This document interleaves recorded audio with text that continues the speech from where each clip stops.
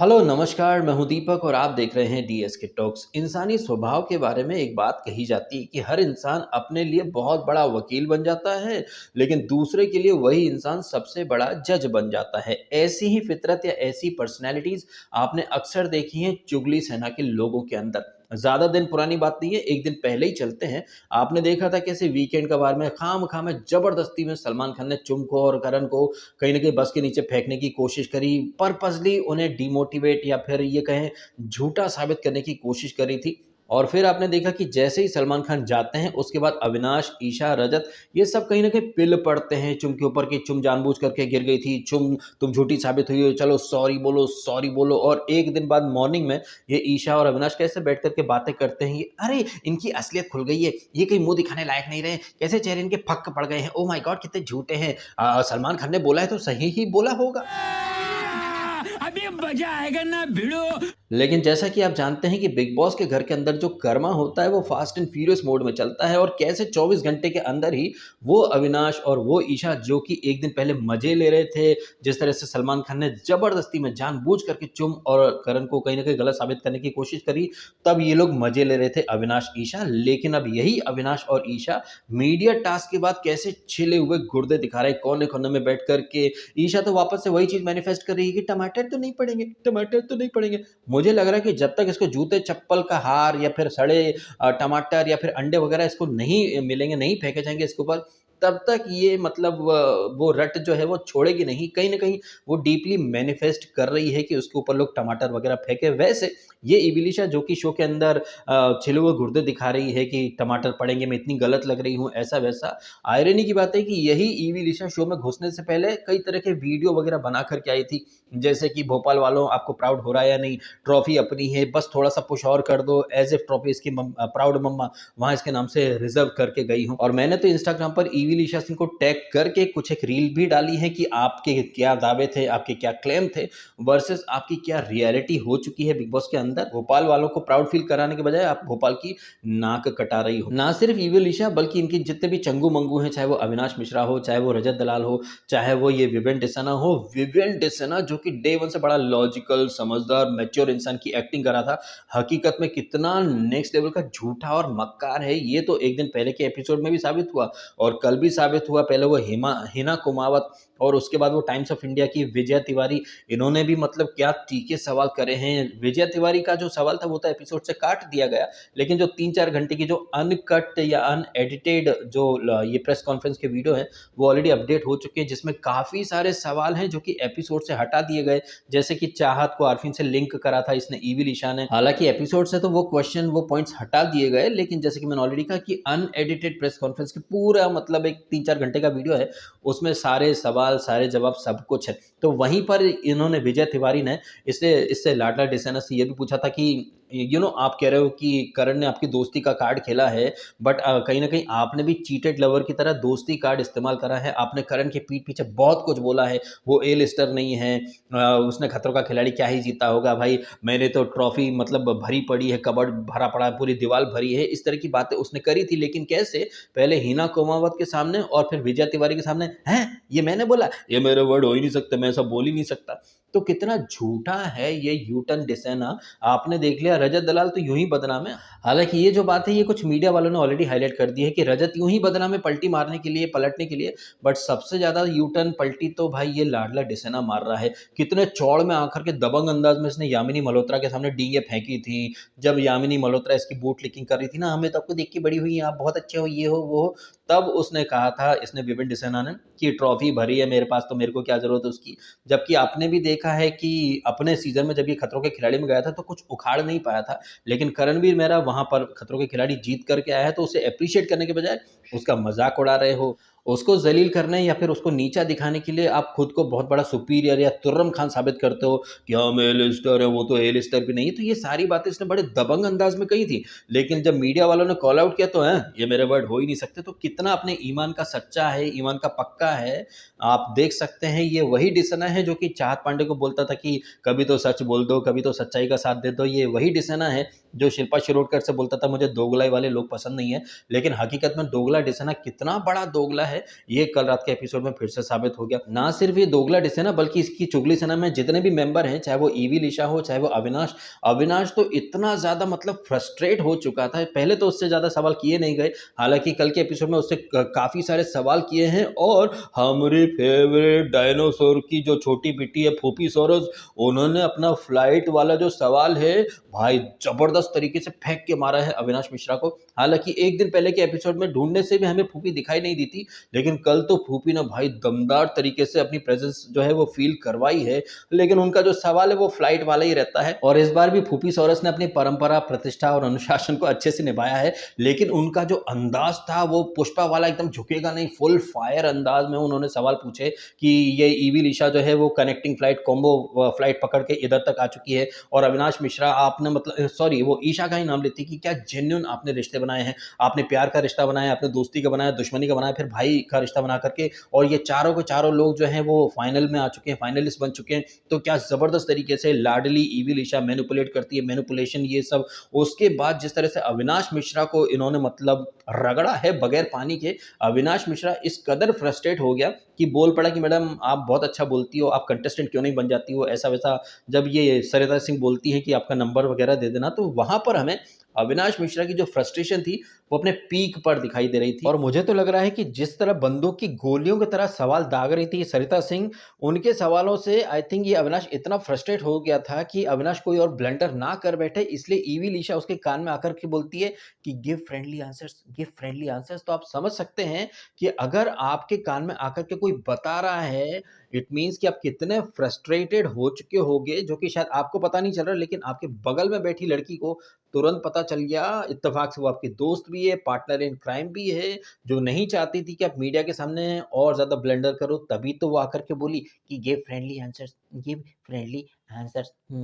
और मेरा मानना है कि ये सरिता सिंह के ऐसे तीखे सवालों का ही असर था कि ये मीडिया टास्क खत्म होने के बाद ये अविनाश मिश्रा अपनी फ्रस्ट्रेशन निकालता है। जब ये रजत और विभिन्न के साथ बैठता है कि ये लोग चाहते हैं कि मैं आपका गला दबा दूँ, ऐसा वैसा, मेरे से अब और बर्दाश्त नहीं होगा, मैं तो खुल करके बोलना चाहूँगा, उनको अच्छा दिखाने के लिए हमको ज़लील कर दिया। लेकिन जब तुम्हें अच्छा दिखाने के लिए करण और चुम को ज़लील किया था तब तुम्हें मज़ा आ रहा था। लेकिन कितनी जल्दी कर्मा मिलते से ये लोग बौखला गए हैं। पोपटलाल जो तारक मेहता है उसके अंदाज में कहे तो इन लोगों की दुनिया हिला करके रख दी है मीडिया वालों ने, और इनकी दुनिया हिलते से ही ऐसे ये बौखला गए हैं कि कोने-कोने में छिले हुए गुर्दे दिखा रहे हैं। इन्हीं छिले हुए गुर्दों के दौर में वो गुल्लू का बर्थडे भी सेलिब्रेट करते हैं। गुल्लू से भी काफ़ी सवाल किए गए मीडिया वालों ने कि भगवान से डरते हो या नहीं? हमें ये गुल्लू क्यों नहीं ज़्यादा दिखता है? ऐसा तो नहीं कि शो में आने से पहले आपने काफ़ी सारी चीज़ें सीखी हों, किसी ने आपको बताया हो, आप गुल्लू को मार के कहीं न कहीं वो गुंडा एकदम जो बुली जो करता है रजत दलाल, जो किसी पर गाड़ी चढ़ा देता है, आप उस रजत को ज़्यादा पसंद करते हो या उस रजत को आप ज़्यादा दिखाते हो। हमें गुल्लू देखने में ज़्यादा इंटरेस्ट है, लेकिन गुल्लू को मार दिया है रजत दलाल ने।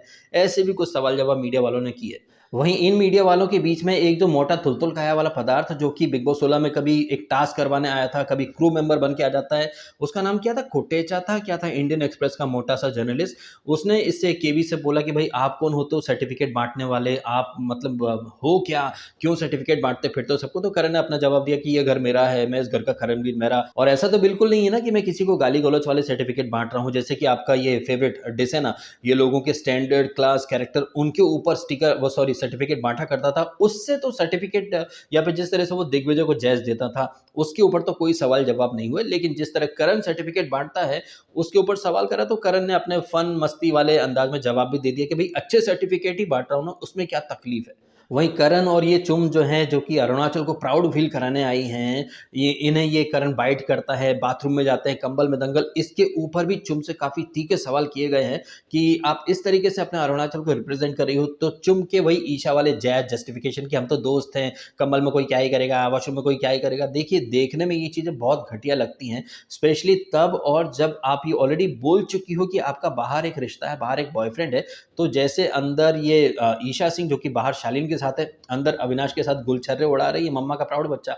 उसी तरह से ये चुम जो कि बाहर ऑलरेडी एक रिलेशनशिप में थी, है, आगे होगी नहीं पता हमें इसके बारे में है नहीं, लेकिन बाहर एक रिलेशनशिप होने के बावजूद आप करण के साथ इतनी मतलब वो हो गई हो, क्या बोलते हैं, घुल-मिल गए हो कि मतलब वो आपको बाइट करता है, आप वॉशरूम में जाते हो। इनफैक्ट एपिसोड खत्म होता है तो हग्गम-हग्गी भी चल रही है, अब शो के बाद ये चीज़ें बरकरार रहेंगी या फिर वो शम्मो और राकेश की तरह यूज़ करके छोड़ दो, फिर आगे बढ़ जाओ? गौहर, कौशल, आसिम, हिमांशी, पारस, माहिरा और भी बहुत सारे लोग थे यार, नाम भी भूल गया मैं तो। लिस्ट काफ़ी लंबी है। सिर्फ़ एक वो ये टार्जन नहीं, वो तेजरन, हाँ, तेजरन ही चल रहा है। अरे!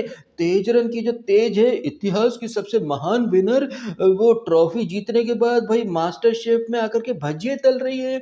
What a downfall! इसे डाउनफॉल बोला जाएगा या प्रोग्रेस बोला जाएगा? अगर आप इतनी महान विनर हो, चाहे वो चुबीना हो जो लाफ्टर शेफ में भजिए तल रही है और ये मास्टर शेफ में आकर के पकौड़े तल रही है, तो जब आपको किचन में आकर खाना ही बनाना है, तो लोग आपको टीआरपी क्वीन या फिर महान एक्ट्रेस या हॉलीवुड लेवल की कलाकार क्यों बोलते हैं? क्योंकि आप एक्टिंग तो कर नहीं रही हो। और अगर किचन में खड़े होकर के खाना बनाना एक महान महिला का काम है, तो वो फैन्स जो कि चुबीना को, फेकस्वी को महान बोलते हैं, कभी अपनी माता को भी महान बोल दो, कभी अपनी बहन को भी महान बोल दो, उनके लिए भी थोड़ा ट्रेंड वगैरह करना शुरू कर दो। लेकिन नहीं, अपने माता-पिता को, फैमिली को इग्नोर करके लोग लग जाते हैं नल्ले फेक सेलिब्रिटीज़ के पीछे भागने में। उनकी तस्वीर को लगाएँगे अपने ट्विटर प्रोफाइल में, इंस्टाग्राम में, उनके नाम से अकाउंट बनाएँगे, दिन भर फुटेज लेंगे, लेकिन हमें आकर के ज्ञान देंगे कि भाई तू उसे क्रिटिसाइज़ करता है, तेरा चैनल उसी का नाम लेके चलता है। अरे भैया, हम तो पब्लिक फिगर हैं, वो तो उन्हें क्रिटिसाइज़ कर रहे हैं। तुम्हारी तरह किसी के तलवे चाटने में नहीं है। और ऐसी जो ऑडियंस है ना तलवा चाटू, उस ऑडियंस को खुश करने के लिए लोग ऐसे चूतिया बनाते हैं। गाइज़, एलिस के साथ एक और एलिमिनेशन हुआ है। अगर 50 लोग आरटी कर दो, 100 लोग फॉलो कर दो तो नाम रिवील कर दूँगा। क्या एलिस के साथ किसी का डबल एलिमिनेशन हुआ? नहीं। उसी तरह से पिछले 3-4 दिनों से पीपीडी बज रही है कि दोस्तों, स्पेशल सोर्स ने बताया कि मीडिया वालों को स्पेशल पावर मिला था, करण और विवेन को सेव करके बाकी सारे नॉमिनेटेड हैं। क्या कुछ ऐसा आपको देखने को मिला? तो कैसे ये सेलिब्रिटीज़ के चूतिए फैन्स को कहीं न कहीं खुश करने के लिए लोगों ने अलग-अलग दुकानें खोल रखी हैं, और जो सेलिब्रिटीज़ के अंधे लपड़-झंटे चूतिया फैन्स हैं, वो उनकी बातों में आ जाते हैं और एंड ऑफ द डे फिर चूतिया बन जाते हैं। फिर चीज़ें उनके अकॉर्डिंग नहीं जाती हैं तो अरे स्कैम हो गया दोस्तों, स्कैम हो गया, तो खुद ही फेक खबरें उड़ाओ, फिर बाद में खुद ही बोल दो कि दोस्तों स्कैम हो गया, जबकि डे 1 से चीज़ें कैसे वेल प्लान्ड होती हैं, ये आप देख रहे हैं। डे नंबर 1 से इसको इविल ईशा को आज तक बैश नहीं किया गया। ये बिल्कुल वैसा ही है जैसे कि वो बिग बॉस 12 में मम्मा का प्राउड नहीं, मम्मा का शेर बच्चा थी ना वो, सुरभि राणा। कैसे सलमान खान पतंग की ढील है, ढील दिया जा, ढील दिया जा, ढील दिया जा, ढील पर ढील देते रहे, उसका कॉन्फिडेंस बढ़ाते रहे और फिर एकदम से एक काटा है। वैसे हमारे इंदौर में काटा है बोला जाता है, गुजरात में काय पोछे बोला जाता है। संक्रांति उत्तरायण का टाइम है तो काय पोछे करना तो बनता है। उसी तरह से आपने बिग बॉस 14 में देखा था वो आप तो दिखते ही नहीं है, कैसे गर्दुल्ली तंबोली को चने के झाड़ पर चढ़ाया और उसे ये कॉन्फिडेंस दिया कि भाई तू सही है, बहुत अच्छी जा रही है,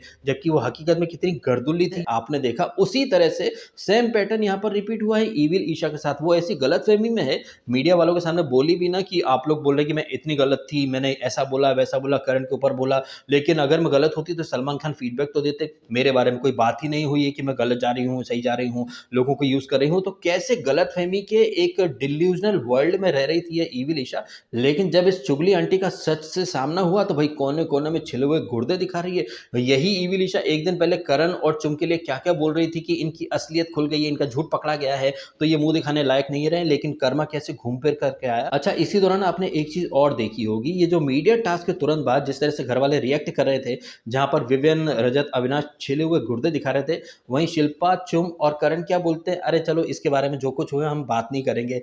इनके समझने के लिए चीज़ें समझे तो अच्छा है, ना समझे तो उनकी लाइफ हम क्या बोल सकते हैं। अब यहाँ पर एक चीज़ तो बड़े ही अच्छे से आप सबके सामने एस्टैब्लिश हो चुकी है। आपने देखा वीकेंड का बार में चुम और करण इतने गलत नहीं थे, फिर भी सलमान खान ने जानबूझ करके इन्हें ही झूठा और गलत साबित करा।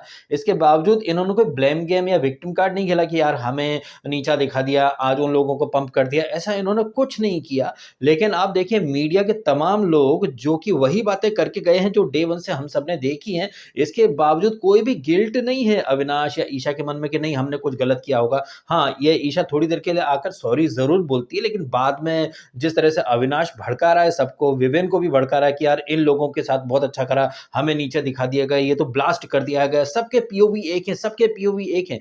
आप देखिए तकरीबन 40-50 मीडिया वाले तो होंगे, सबने वो जो बोला है, वो सब कुछ उन्होंने एपिसोड में देखा है। तो 50 लोग अगर एक चीज़ बोल रहे हैं, तो यार इनके पीओवी एक है, सबको मतलब पहले से बता दिया गया होगा। बट एक चूतिया वीकेंड का बार में आकर के उल्टे-सीधे नैरेटिव बनाता है, सलमान नाम का ये जो चूतिया है, तो उसकी बात को तुम सच मान लेते हो लेकिन 50 लोग जो कि वही सब बोल रहे हैं जो आपने किया है, वो सब टारगेटिंग है, वो ब्लास्ट है, हमें नीचा दिखाया है, उन्हें ऊँचा दिखाया है। बट जब वीकेंड का बार में तुम्हें ऊँचा दिखाया है और तुम को करण को नीचा दिखाया, तब तुम्हारे लिए सब कुछ सही था। तो ये जो दोगली मेंटालिटी है ना, ये अविनाश, ईशा, विवेन की, ये बहुत ही घटिया मेंटालिटी है। ऐसे दोगलों को सिर्फ दोगले लोग ही पसंद वगैरह कर सकते हैं, सीधी बात, नो बकवास। तो जहाँ एक तरफ करण, शिल्पा, तुम वो चाहते तो वो भी मुद्दा बनाते कि देखा तुम लोग कितने झूठे थे, कितने घटिया थे, तुम हमेशा गलत थे। नहीं, यहाँ पर इन्होंने समझदारी का परिचय दिया और बोला कि यार it's for them to understand, ये उनकी लाइफ है, ज़्यादा हम इसके बारे में बात नहीं करेंगे।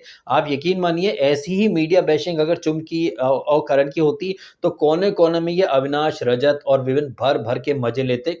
विवियन तो इतना नेक्स्ट लेवल का चूतिया लग रहा है, इतनी नेशनल लेवल पर उसकी बेइज्जती हुई है, भर-भर के उसे एक्सपोज़ किया गया है। इसके बावजूद वो रत्ती भर इंट्रोस्पेक्शन नहीं कर रहा कि हाँ यार मैंने कुछ गलत बोला होगा, चलो अपनी गलती को सुधारने का थोड़ा-सा टाइम है, सुधर जाता हूँ। लेकिन नहीं, एक्सक्लूसिव कॉन्ट्रैक्ट का ऐसा घमंड है ना इसको, और जिस तरह से ये डिसना खुद को डिफेंड करने के लिए अतरंगी एक्सक्यूज़ दे रहा था, मैं अब तक मतलब इस चीज़ को बर्दाश्त नहीं कर पा रहा हूँ कि किसी भी मीडिया वाले ने उसे वहीं के वहीं करारा जवाब क्यों नहीं दिया। जिस तरह से ये डिसना कहीं फँसने लगता है, तो ऊल-जलूल एक्सक्यूज़ देता है कि देखो ये तो आपका पीओवी है, मेरा पीओवी अलग है, मेरी डेफिनेशन अलग है, एग्रेशन की डेफिनेशन सबके लिए अलग होती है, वो आपका पीओवी है। मैंने करण के लिए जो भी बोला इरिटेट होकर के बोला है, मैं मीन नहीं करता हूँ, मैंने जो भी बोला पहले तो नकार गया, बाद में जब सारे मीडिया वालों ने विजय तिवारी के साथ हाँ में हाँ मिलाया कि हाँ आपने बोला था, तो मैंने ऐसा बोला होगा, इरिटेट होकर बोला होगा।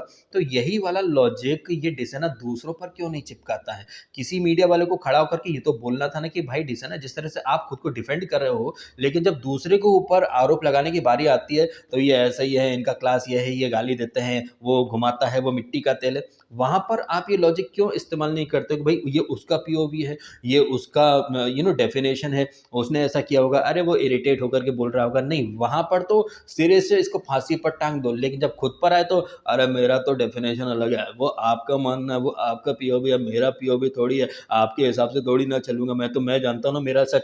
उसी तरह से ओसीडी के दूसरे लोग भी तो अपना सच जानते हैं। तो वही बात आती है, डिसेना जैसे लोग या अविनाश जैसे लोग या ईशा जैसे लोग साबित कर रहे हैं कि वो दूसरे के लिए जज बन जाते हैं, बट खुद पर आता है तो बड़े वाले वकील बन जाते हैं। सो ओवरऑल अगर हम देखें तो यहाँ ये जो मीडिया टास्क हुई है, यहाँ पर रजत, अविनाश, ईशा और विविन, ये 4 चांडाल चौकड़ी के जो लोग हैं, यही सबसे ज़्यादा तीखे सवालों के रडार पर थे। हालाँकि इससे करण से, चुम से, शिल्पा से भी बहुत तीखे सवाल हो सकते थे, बट मेरा मानना है कि चूँकि वीकेंड का वार में इनको ऑलरेडी इतना ज़लील कर दिया गया, तो मेकर्स कहीं न कहीं वो थानोस वाला फंडा कि बैलेंस करना है कुछ चीज़ों को, और चूँकि डे 1 से इविल ईशा को एक बार भी बैश नहीं करा, और जैसे कि हम सबके मन में था कि भाई कब इसकी बैशिंग होगी, कब इसकी बैशिंग होगी, तो वो फाइनली हो गई है। वहीं काफ़ी लोग ये भी बोल सकते हैं कि भाई करण को, चुम को इतना डिस्काउंट क्यों दिया जा रहा है? तो एक ही जवाब मैं देना चाहूँगा, आपने डे 1 से सीज़न फॉलो किया है ना, करण ने, चुम ने, इसने, शिल्पा शिरोडकर ने ऐसी कुछ पीठ पीछे बातें की ही नहीं हैं, किसी को बिलो द बेल्ट ऐसे पीछे से बोला ही नहीं है, जिसके ऊपर कोई उँगली उठा सके। ये तो अविनाश है, ईशा है, विवियन है, जो कि डे 1 से कैसे पीठ पीछे चुगलियाँ करते फिरते रहे हैं, बट पतली गली से मेकर्स इन्हें बचा-बचा करके आगे लाते रहे। बट कब तक छुपोगे पर्दे की आड़ में, कभी तो आओगे भिंडी बाज़ार में। आई थिंक मैंने सही बोला है, यही लाइन है या फिर कुछ और लाइन है? जो भी लाइन है, आप मेरे को करेक्ट कर कर दीजिएगा कमेंट सेक्शन में। तो इतने दिनों से बच-बच के ये जो चल रही थी लाडली और लाडला, फाइनली ये लोग जो है वो मीडिया टास्क के थ्रू रडार पर आ चुके हैं, और भर-भर के इन्हें ज़लील भी किया गया है, एक्सपोज़ भी किया गया है। हालाँकि इन चीज़ों में एक चीज़ आपने देखी, वो है घरवालों की एकता।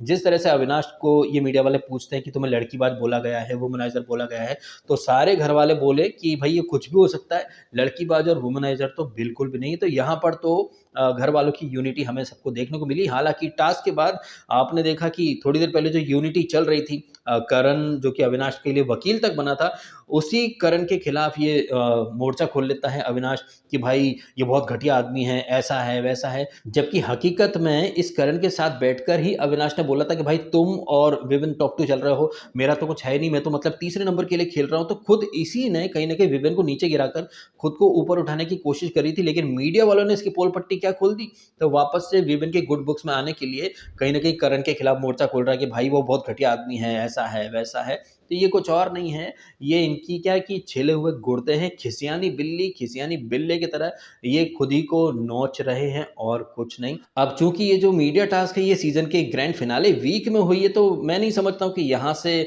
कुछ इनकी पर्सनैलिटी में सुधार या फिर बदलाव हमें देखने को मिलेगा। और जिस तरह से विवेंडिस है ना, जो कि पूरे सीज़न में कुछ नहीं करा था, लेकिन मीडिया टास्क में कितना ओवर कॉन्फिडेंस में आकर के, भर-भर के घमंड में आकर के वो जवाब दे रहा था। आई थिंक ये घमंड ना उसे उसके एक्सक्लूसिव कॉन्ट्रैक्ट की वजह से है। तभी तो इतनी बेशर्मी से वो मीडिया के सामने बोल रहा था कि ये मेरे अल्फाज हो ही नहीं सकते, मैंने ऐसा बोला ही नहीं है। आई थिंक उसके कॉन्ट्रैक्ट में ये भी होगा कि उसकी जो घटियापंती है वो मेकर्स नहीं दिखाएँगे, लेकिन लाइव फीड के थ्रू, और हाँ, मेकर्स शायद ये भी बोल सकते हैं कि भाई तुमने इतनी घटियापंती करी, हम कितना कवर करते, कितना डिफेंड करते, कुछ ना कुछ तो चीज़ें चल ही जाती। बट इन सब के बावजूद चूँकि एक्सक्लूसिव कॉन्ट्रैक्ट है, तो शो में कुछ ना करके सिर्फ़ कॉफ़ी पी के और सट्टा मार के, और चलो मेरा कॉन्ट्रैक्ट है, मेरे को ट्रॉफी दे दो, मैं तो कॉन्ट्रैक्ट क्या, मेरी ट्रॉफी कहाँ है? इस तरीके से वो मतलब पड़े-पड़े आराम से ट्रॉफी लेकर के चला जाएगा। तो अगर उसे ट्रॉफी मिलती है तो बिग बॉस के इतिहास का सबसे घटिया, सबसे लपड़-झंटे, आई थिंक एमसी स्टैन के कंपैरिज़न में भी देखें तो उससे भी गया गुज़रा विनर बनेगा ये ढकोसला उर्फ ये मेकर्स का लाडला। इन बातों के बारे में क्या है आपकी टिप्पणी? कमेंट करके अवश्य बताइएगा। फिलहाल आपने समय निकाला, वीडियो देखा, आपका बहुत-बहुत धन्यवाद। Thank you so much.